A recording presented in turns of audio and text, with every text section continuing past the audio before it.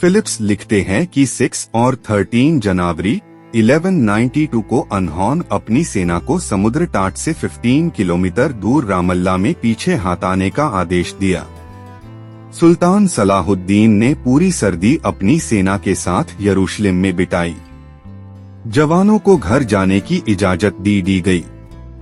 मार्च 1192 में इंग्लैंड के राजा रिचर्ड ने एक बार फिर सुल्तान के भाई सैफुद्दीन से संपर्क किया और कूटनीति का एक नया युग शुरू हुआ। इस बीच सुल्तान सलाहुद्दीन को परिवार के भीतर मतभेदों का सामना कराना पड़ा।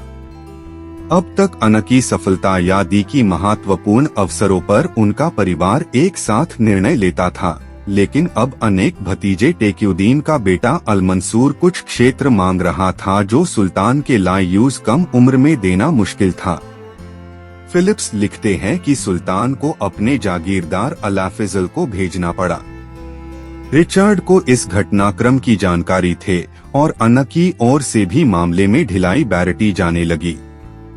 मामला इतना लंबा खींच गया कि मामले को सुलझाने के लिए सुल्तान के भाई सैफुद्दीन को यरूशलेम छोड़ना पड़ा।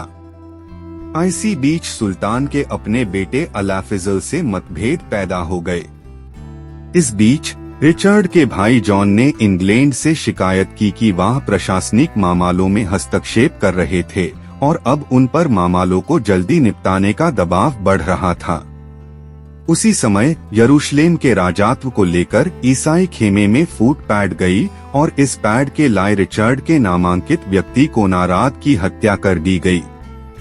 हालांकि रिचर्ड ने स्थिति पर नियंत्रण कर लिया और मई में क्रूसदार्स एक बार फिर यरूशलेम पर आगे बढ़ाने के लिए तैयार थे।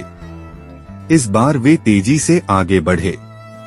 इसी बीच मुखबिरी के कारण सुल्तान का भाई सैफुद्दीन तथा कुछ प्रमुख लोग भी उसके बैंडी बन गए। लेकिन सुल्तान के लिए अच्छी खबर यह थी कि उसके बेटे अपने मतभेद भूल गए और 2 जुलाई को यरूशलेम पहुंच गए। मुसलमानों ने यरूशलेम के पास के कुओं में जहर डाल दिया और इस पथरीली जमीन पर नए कुएं खोदना आसान नहीं था। इतिहास हमें बताता है कि जिस तरह सुल्तान का खेमा इस बात पर बहस कर रहा था कि शहर के भीतर बचाव किया जाए या बाहर लड़ाई की जाए, उसी तरह क्रूसेदार खेमे में भी रणनीति को लेकर एंग्री जॉन और फ्रांसिसियोन के बीच मतभेद हो गए और 4 जुलाई को खबर आई कि एक बार फिर क्रूसेदारों की लड़ाई शुरू हो गई। यरूशलेम की घेराबंदी समाप्त कराने के बाद वापस ले लिया था। फिलिप्स लिखते हैं कि सुल्तान सलाहुद्दीन एक बार फिर गुस्से में था, लेकिन समस्या अभी खत्म नहीं हुई थे। सुलह के प्रयासों के साथ सैन्य अभियान जारी रहा और इस बार सुल्तान जिला अल्दीन यरूशलेम से आगे बढ़े और हमला किया।